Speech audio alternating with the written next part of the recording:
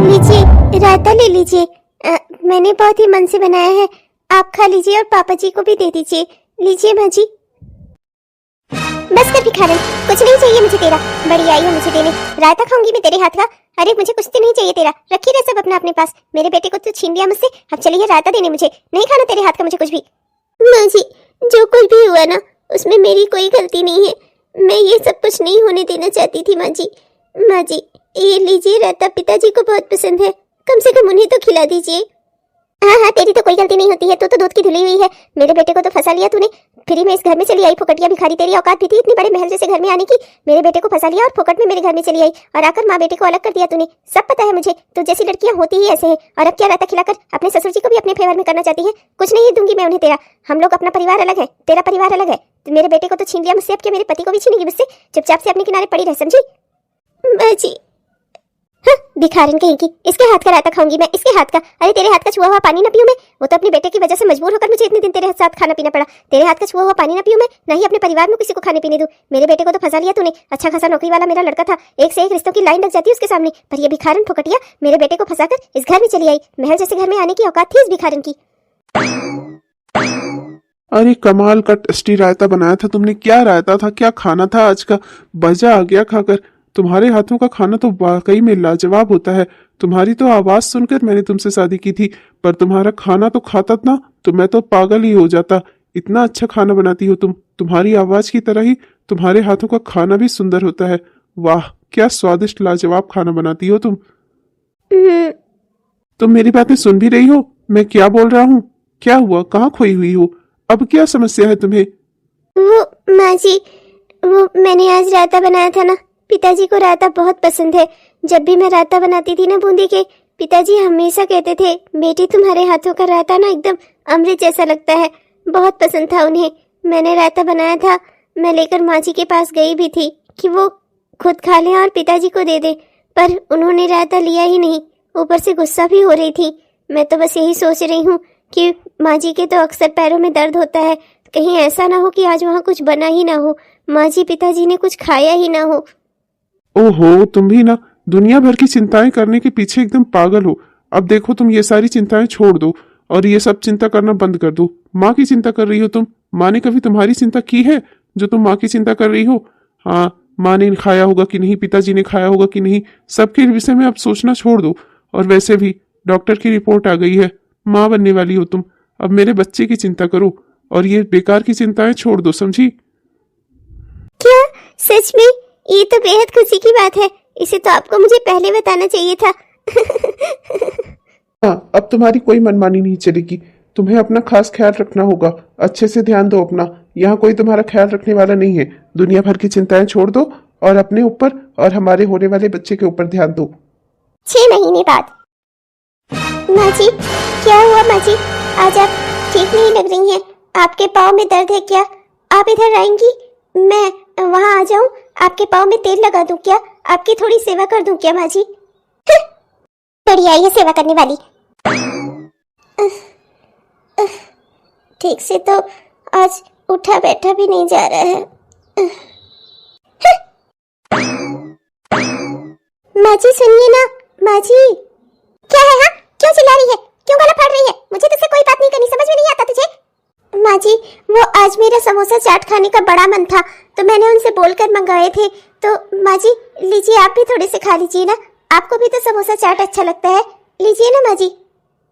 कुछ नहीं चाहिए मुझे तेरा। आइंदा से इस तरीके से मुझे आवाज देकर चिल्ला चिल्ला कर बुलाना नहीं। मर भी रही होगी ना, तब पर भी मत बुलाना। बड़ी आई है, मुझे तेरे हाथ का कुछ नहीं चाहिए, ना ही तो तेरे घर का। अब इस घर में बंटवारा हो चुका है, जो हिस्सा मेरा है मैं उसी में खुश हूँ, समझी? तो अपने किनारे रहकर मुझे बुलाया मत कर बार बार, और माँ जी तो मुझे कहा ही मत कर, तेरी कोई नहीं लगती मैं, समझी? तो मुझे तो लगा था मेरी इस अवस्था में तो माँ जी मेरे साथ अच्छे से पेश आएंगी।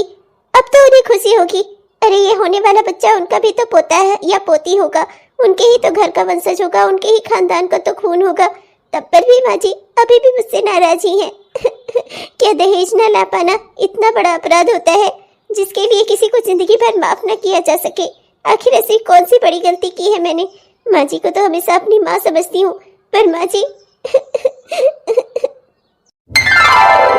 वाह, आज तुमने मुझे जिंदगी की सारी खुशियां दे दी।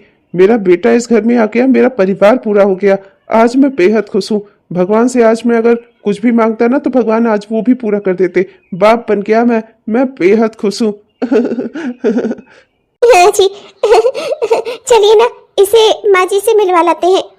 हाँ, मुझे किसी से नहीं मिलना, बेटा हो या बेटी, तुम्हारा बच्चा है, रखो अपने पास। जाने दो, अगर कोई हमारी खुशियों में शामिल नहीं होना चाहता तो कोई बात नहीं, हमें इससे कोई फर्क नहीं पड़ना चाहिए। आज के दिन अपने दिल को दुखी मत करो। भगवान ने आज जिंदगी में हमें बहुत बड़ी खुशी दी है, इतनी बड़ी खुशी दी है कि मैं बता नहीं सकता।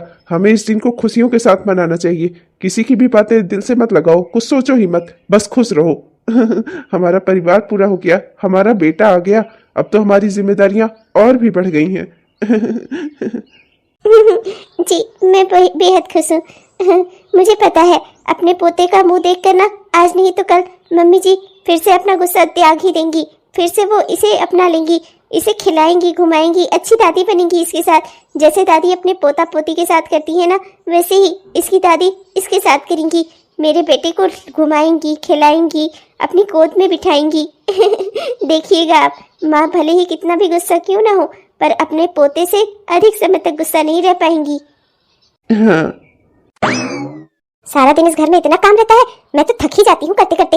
हाँ, नहीं तो खाना बनाओ, साफ सफाई करो। भले ही आधा घर हो गया है हमारा, पर काम ऐसा लगता है कि जैसे 100 से ज्यादा काम हो इस घर में, 100 से ज्यादा कमरे हो, ऐसा लगता है।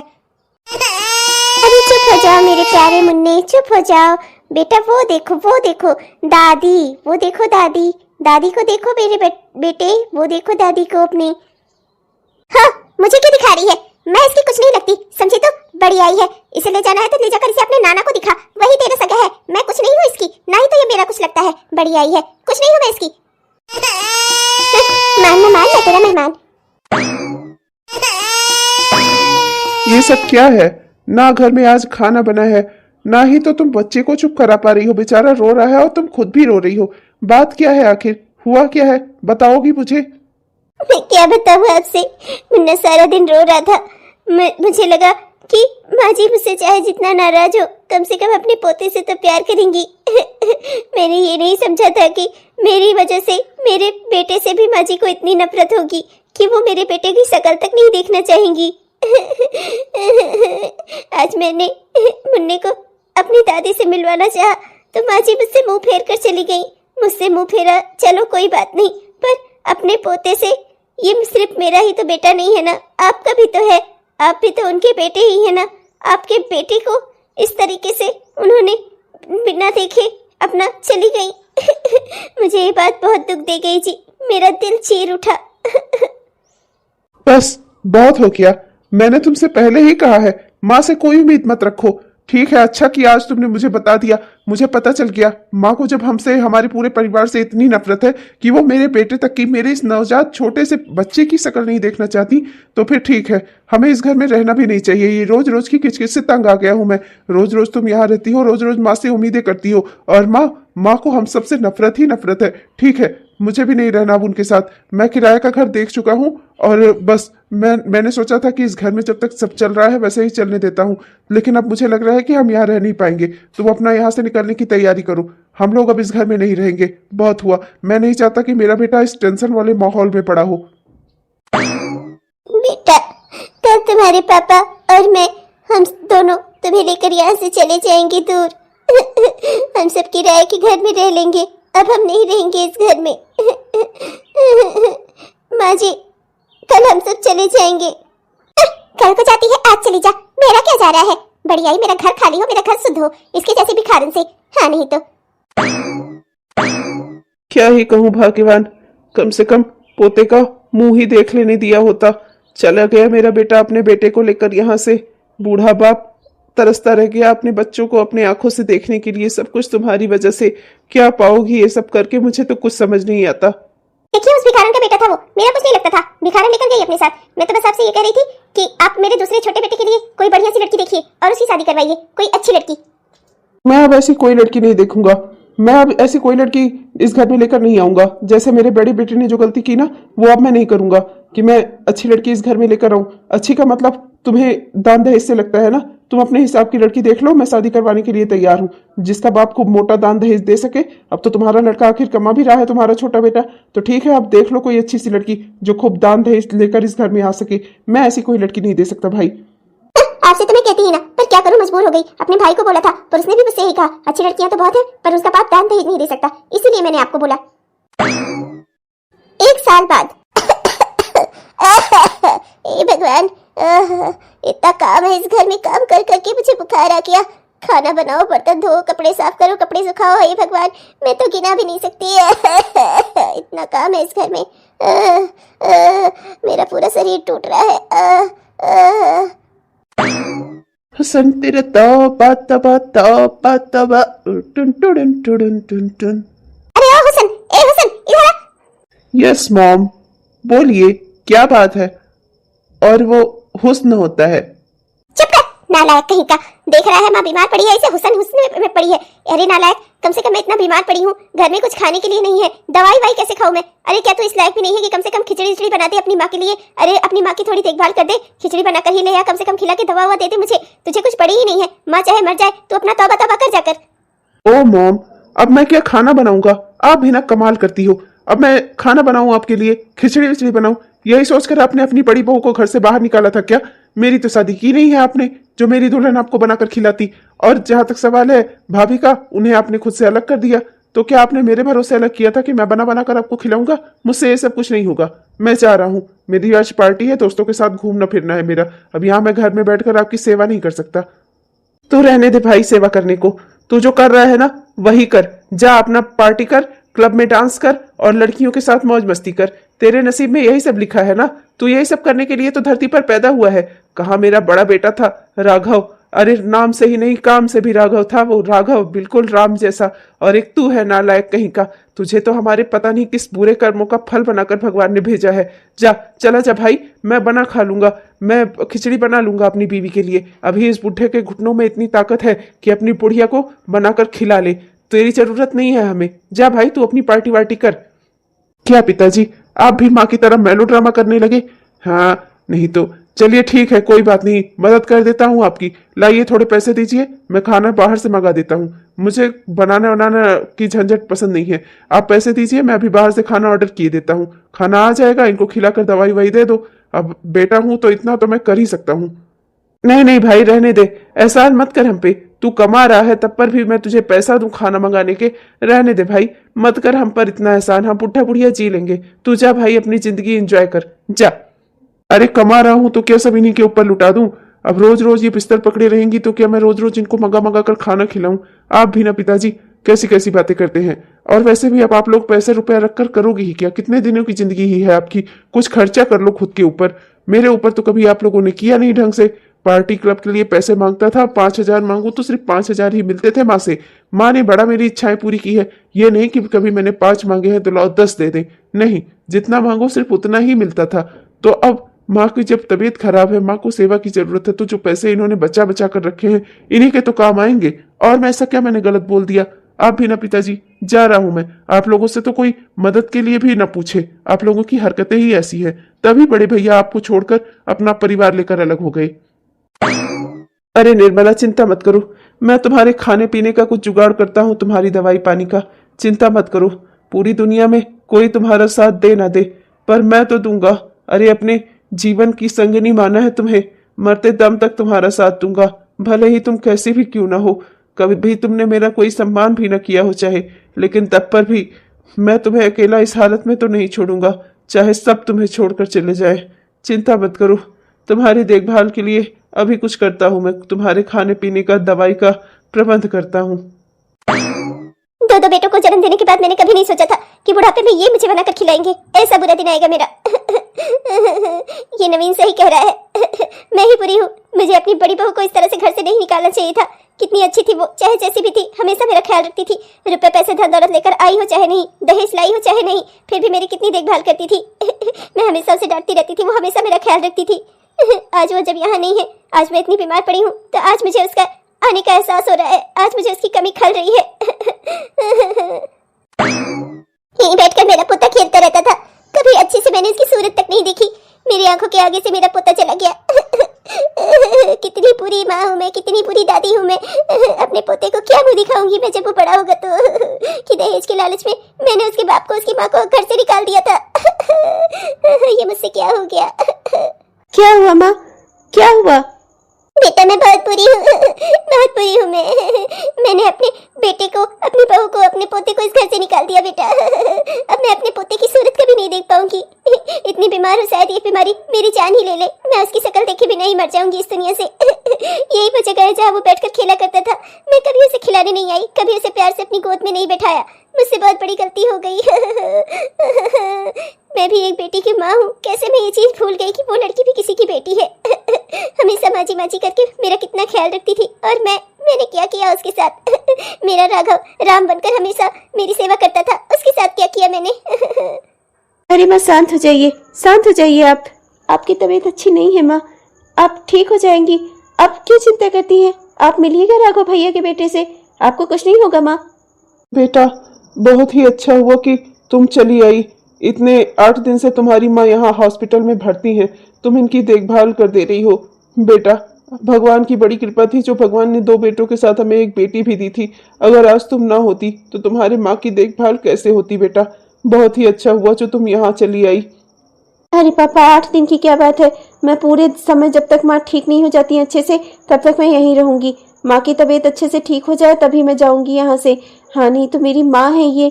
पिताजी मैं तो आपसे कह रही थी आपको मुझसे और पहले फोन करना चाहिए था। माँ की तबीयत इतनी खराब थी, आपने मुझे बताया ही नहीं। हाँ बेटा मैं सोच रहा था कि जैसे तैसे करके मैं ही इसका ख्याल रख लूँ, सब ठीक हो जाए, लेकिन फिर तुम्हें बताना ही पड़ा। मुझे लगा कि कम से कम बेटी को तो बता ही देना चाहिए। बेटा बहुत ही अच्छी हो तुम जो तुम चली आई, तुमने अपना औलाद होने का फर्ज अदा कर दिया बेटा।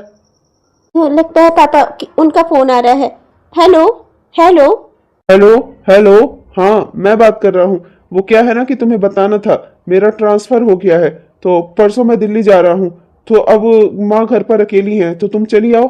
अब वहाँ वैसे भी इतने दिनों तक अपनी माँ की सेवा तुमने कर ही ली, अब यहाँ माँ के पास चली आओ। माँ के पास अब कोई नहीं है, तुम्हारा यहाँ होना बहुत जरूरी है। वहाँ तो कम से कम तुम्हारे पिताजी हैं तुम्हारी माँ के साथ, और तुम्हारे 2 भाई हैं। अरे क्या उनमें से एक भी तुम्हारी माँ की सेवा नहीं कर सकता? अब तुम चली आओ यहाँ, मेरी माँ को तुम्हारी ज्यादा जरूरत है। पर मेरी माँ तो अभी ठीक नहीं है, मैं कह रही थी 1 दिन और। अरे क्या बात कर रही हो? क्या अपनी माँ को यहाँ अकेले छोड़ दूं? अरे अगर इतनी मजबूरी नहीं होती मैं तुम्हें कहता ही ना। मेरा ट्रांसफर हो गया है दिल्ली, समझ रही हो ये बात? दिन रात मैं कभी नहीं रहूंगा, कम से कम यहाँ तुम्हारा माँ के साथ होना जरूरी है। अब समझ रही हो मेरी बात? अब मैं फोन रख रहा हूँ, आज के आज ही घर आ जाओ। अजी आप गुस्सा मत करिए, मैं आ जाती हूँ। क्या करूँ पापा, मजबूरी है मेरी, मुझे अब अपने ससुराल जाना ही होगा। उनका ट्रांसफर हो गया है, माँ जी घर पर अकेली हैं, मुझे अपनी वहाँ की भी जिम्मेदारी निभानी है पापा। आई एम सॉरी पापा, मैं भैया को फोन कर दूंगी। नहीं नहीं ठीक है बेटा, क्या कर ही सकती हो, तुमने अपना पूरा फर्ज निभाया। हमें तुमसे कोई शिकायत नहीं है बच्ची, तुमने अपना जितना हो सकता था उतना अपनी माँ की देखभाल की। मुझे तुमसे कोई शिकायत नहीं है बेटा, जाओ तुम जाओ। राघव के बाबूजी, राघव के बाबूजी, अब मैं नहीं बचूंगी। मैं बिना पोते का मुंह देखे ही मरूंगी। माँ जी ये क्या हो गया आपको? आप इतना बीमार कैसे हो गई माँ जी? राघव के बाबूजी देख रहे हैं, मेरा पोता आया है, इसे देख लिया ना, अब मैं सुकून से मर भी सकती हूँ। माँ जी आप ऐसी बातें क्यों कर रही हैं? मैं हूँ ना, मैं आपकी देखभाल करूंगी, आप ठीक हो जाएंगी, पहले की तरह अच्छी हो जाएंगी। बेटा ये देखो तुम्हारी दादी, बोलो दादी। दे दे हमारा प्यारा पोता। माँ जी मैं आपकी देखभाल करूंगी, आप ठीक हो जाएंगी, आप चिंता मत करिए। मैं यहाँ हॉस्पिटल में रुकूंगी, जब तक आप अच्छे से नहीं ठीक हो जाती ना, मैं कहीं नहीं जाने वाली। ठीक है, तुम यहाँ रुककर माँ की सेवा करो, मैं बंटी को लेकर घर जाता हूँ। बंटी का यहाँ हॉस्पिटल में रहना ठीक नहीं है, मैं बंटी की देखभाल कर लूंगा, तुम चिंता मत करो, ठीक है? तो जी दीदी ने जैसे ही हमें फोन किया ना, हम तुरंत ही चले आए। राधिका दीदी ने जैसे बताया, आपको हमें बताना चाहिए था पिताजी। अरे बेटा क्या कहूँ, मैं तो तुम दोनों को परेशान नहीं करना चाहता था बस। 1 सप्ताह बाद मेरा पोता ना बड़ा होकर इंजीनियर बनेगा, इंजीनियर। ना अपने दादा पर जाएगा, कहानी लिखेगा, दुनिया घूमेगा, ऐसा बनेगा मेरा पोता। आप पर जाएगा तो बेकार हो जाएगा, अपनी दादी पर जाएगा ना तो बुद्धिमान बनेगा, बुद्धिमान। अरे भाग्यवान, पहले उस बच्चे से ही पूछ लेंगे, उसे थोड़ा बड़ा तो हो जाने दो। अभी से हम उसके भविष्य के फैसले करने लगे। देख रहे हैं आप माँ जी कितनी खुश है अपने पोते के साथ। माँ जी को आज हॉस्पिटल से छुट्टी मिल गई है। माँ जी अब पूरी तरह से ठीक है। माँ जी अब आपको बस थोड़ी सी देखभाल की जरूरत है। आप पूरी तरह से ठीक हो गई हैं। अब आप घर चल सकती हैं। अब मैं कह रही थी अगर आपकी इजाजत हो तो मैं 15-20 दिन तक रुककर माँ जी की थोड़ी देखभाल कर दूं। ये इनको खाना वाना खिला दूं। अच्छा माँ जी को थोड़ी ताकत आ जाएगी। बीमारी की वजह से माँ जी काफी कमजोर हो गई हैं। हाँ ठीक है, लेकिन उस काम में पूरा 10-12-15 दिन नहीं लगेगा, 1 हफ्ता लगेगा। 1 हफ्ता माँ की देखभाल कर दो बस। 1 सप्ताह बाद। अरे रे रे रे मेरा प्यारा पुत्ता, मेरा प्यारा पुत्ता। जब ये थोड़ा बड़ा हो जाएगा ना जी तब ये आपको घोड़ा बनाएगा। तब मैं इसको आपकी पीठ पर बैठाऊंगी। हाँ जैसे आप राघव को बैठाते थे उसी तरह। भाग्यवान लग रहा है, हमारे पुराने दिन फिर से लौट आए हैं। मैं तो अपने आप को जवान महसूस करने लगा हूँ अपने पोते को देखकर। माँ पिताजी अब हमारे यहाँ से जाने का समय हो गया है। 1 हफ्ता हो गया है, माँ की तबीयत अब पूरी तरह से ठीक हो गई है। अब हमें यहाँ से चलना होगा। माँ चल रहा हूँ मैं, चलो जानकी यहाँ से। क्या बहू, क्या बेटा, तुमने मुझे अभी तक माफ नहीं किया। तुम दोनों ने मुझे माफ नहीं किया। मेरी गलतियों के लिए तुम दोनों ने मुझे माफ नहीं किया। बेटा अब मैं जान चुकी हूँ ये रिश्तों की कीमत, प्यार की कीमत, परिवार की कीमत नहीं लगाई जा सकती कहीं भी। दहेज के रुपए पैसे जिंदगी में कोई कमी पूरी नहीं करते। जो कमी परिवार दे देता है वो कमी कभी पूरी नहीं होती। मुझे मेरा परिवार चाहिए। बहू मुझे माफ कर दे बेटा। बेटा राघव मुझे माफ कर दे, अपनी माँ को माफ कर दे। इस घर से मत जाओ बेटा। तुम दोनों चले जाओगे तो हम दोनों फिर से अकेले हो जाएंगे। मत करो हमारे साथ ऐसा। इस बुढ़ापे में मरने से पहले मैं अपने पोते के साथ समय बिताना चाहती हूँ। तुम दोनों के साथ रहना चाहती हूँ। प्लीज बेटा मत करो मेरे साथ ऐसा। अरे माँ हम कहाँ जा रहे हैं? यहीं पास में ही तो है किराए के घर में। आपका जब दिल करे आप अपने पोते से मिलने आ सकती हो। बिल्कुल आ सकती हो, आपको कोई नहीं रोकेगा। जितना देर मन कहे अपने पोते के साथ खेलो। लेकिन माँ हम इस घर में नहीं रह सकते। हाँ माँ, माफी की बात ही नहीं है। लेकिन जिस दिन मैंने अपने बच्चे को आपको पहली बार दिखाया था मुझे लगा था आप उसे आशीर्वाद तो देने आएंगी ही। पर जब हमारे दिलों में इतनी दूरियां आ गईं कि आपने मेरे बेटे की ओर देखा तक नहीं, उसे आशीर्वाद देना तो दूर, आप उसकी तरफ आई भी नहीं, आपने उसकी तरफ नजरें भी नहीं की। जब दिलों में इतनी दूरियां हैं माँ तो फिर एक साथ एक घर में रहने से कोई फायदा नहीं माँ। हाँ माँ, जानकी बिल्कुल सही कह रही है। अगर मन में आपस में प्रेम हो ना तो दूरियां मायने नहीं रखती। और अगर दूरियां है ना तो एक घर में रहकर भी लोग साथ नहीं रह सकते। अगर दूरियां रहेंगी तभी हमारे परिवार में आपस में प्रेम बना रहेगा माँ।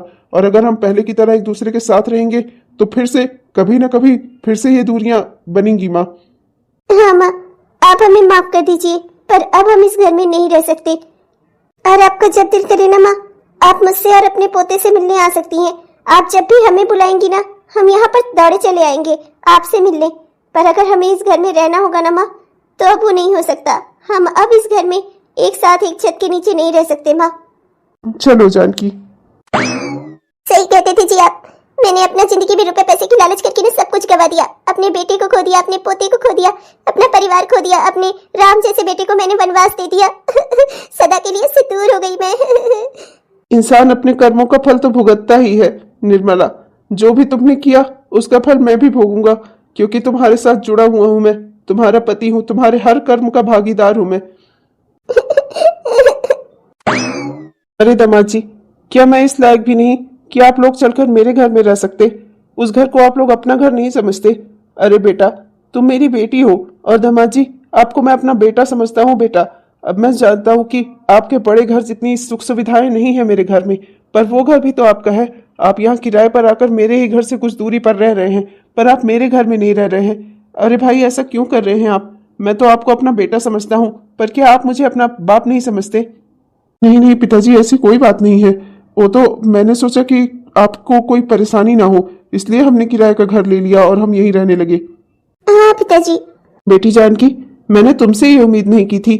औलाद तो बुढ़ापे में माँ बाप का सहारा होते हैं। मेरी इकलौती बेटी थी तुम यहाँ आकर किराए पर रह रही हो, पर अपने बाप के घर में नहीं रह सकती। अपने बाप के घर में रहने में तुम्हें दिक्कत है। मैंने ऐसा क्या किया है बेटा जो मैं अपने नवासे के साथ खेल कूद नहीं सकता, इसको अपने गोद में नहीं बिठा सकता, इसके साथ खेल कूद नहीं कर सकता? तुम लोग यहाँ किराए पर रह लोगे किराया देकर, पर अपने घर में नहीं रहोगे। वो घर का तुम्हारा नहीं है। अरे बेटा मेरा जो कुछ भी है सब तुम्हारा ही तो है। इकलौती बेटी हो मेरी तुम, तो क्या चलकर अपने घर में नहीं रह सकती तुम? मैं मर जाऊंगा क्या तभी आओगी तुम उस घर में? अरे नहीं पापा, आप ऐसा क्यों बोल रहे हैं? हाँ पिताजी, आप ऐसी कोई बात मत करिए। आप चाहते हैं ना हम उस घर में आकर रहें, तो ठीक है पिताजी, हम उसी घर में रह लेंगे। जैसे हमारे लिए ये घर, वैसे ही हमारे लिए वो घर। आप बिल्कुल चिंता मत करिए। घर कोई छोटा बड़ा नहीं होता पिताजी। घर में बस सुख शांति और प्रेम होना चाहिए। परिवार के सदस्य आपस में अगर एक दूसरे के साथ प्रेम से रहे ना, तो घर कितना भी छोटा हो, वो घर स्वर्ग के समान होता है। बिल्कुल सही कह रहे हैं ये जानकी, हम चलकर तुम्हारे ही घर में रहेंगे। बिल्कुल सही बात है, तुम्हारे पिता हैं ये, इन्हें भी तो अब देखभाल की जरूरत है। अरे रे रे, मेरा प्यारा नवासा, मेरा प्यारा नाती। माई जी, आपके इस फैसले ने मुझे बेहद खुशी दी है। इस बुढ़ापे में मुझे मेरा भरा पूरा परिवार मिल गया। मुझे बस अब और कुछ नहीं चाहिए। पिताजी, आपको मुझे धन्यवाद करने की कोई जरूरत नहीं है। आप जानकी के पिता हैं, मेरे लिए भी पिता समान ही है। मेरे लिए तो सिर्फ आपका आशीर्वाद ही काफी है, और आपकी सेवा करना तो मेरा धर्म है। इस बुढ़ापे में भगवान ने मुझे भरा पूरा परिवार देकर मेरी जिंदगी और बढ़ा दी। जानकी बिटिया, मैं बहुत खुश हूँ। हाँ पिताजी, परायों को भी अपना प्रेम से बनाया जा सकता है, और प्रेम ना मिलने पर ही अपने भी पराये जैसा बर्ताव करने लगते हैं, खुद से दूर हो जाते हैं। परिवार को अगर कायम रखना है ना, तो परिवार में प्रेम बनाकर रखना चाहिए। रुपए पैसे धन दौलत की लालच कभी नहीं करनी चाहिए। और लालच में कभी इतना भी अंधा नहीं होना चाहिए कि पारिवारिक रिश्तों को, आपस के प्यार को, अपने खून के रिश्तों को भी भूल जाए। आप सब बैठिए, मैं आप लोगों के लिए कुछ बढ़िया सा बना कर लाती हूँ। बैठिए ना पिताजी। हेलो दोस्तों, आप सबको दिल से हमारा प्यार भरा नमस्कार। कैसे हैं आप सब? उम्मीद करता हूँ कि बहुत ही बढ़िया होंगे। आपने हमारा यह वीडियो पूरा देखा, इसके लिए आपका दिल से बहुत बहुत धन्यवाद दोस्तों। अगर वीडियो पसंद आया तो कृपया वीडियो को लाइक जरूर करिएगा, और अपने दोस्तों को, रिश्तेदारों को वीडियो को शेयर भी जरूर करिएगा। और अपने प्यारे प्यारे कमेंट्स भी हमें जरूर लिखिएगा। आपके प्यारे प्यारे कमेंट्स का हमें दिल से इंतजार रहता है दोस्तों। और हमारे जिन भी दोस्तों ने अभी तक हमारे इस चैनल को सब्सक्राइब नहीं किया है, कृपया सब्सक्राइब कर लीजिए दोस्तों। सब्सक्राइब करके वो बेल आइकन दबाकर और नोटिफिकेशन को ऑन कर लीजिए, जिससे हमारे इस तरह के वीडियोस आप तक हर दिन पहुंचते रहें। तब तक के लिए चलते हैं दोस्तों, मिलेंगे आपसे कल के वीडियो में। तब तक के लिए बाय बाय। बाय बाय दोस्तों।